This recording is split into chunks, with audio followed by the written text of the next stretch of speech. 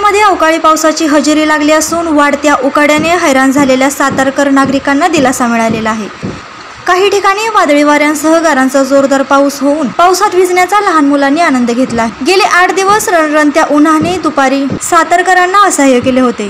त्यातच विजेचा लपंडाव सुरू झाल्याने सातारकरांच्या जीवाची अजूनच तगमग वाढली। सायंकाळी 4 नंतर सातारा शहर ग्रामीण भागात विशेषतः जावळी तालुका, वाई तालुका, सातारा तालुका परिसरावर काळ्या ढगांची दाटी होऊन मुसळधार अवकाळी पावसाने दमदार सुरुवात केली। पुणे सातारा महामार्गावरील काही प्रमाणात वाहतूक देखील विस्कळीत झाली होती।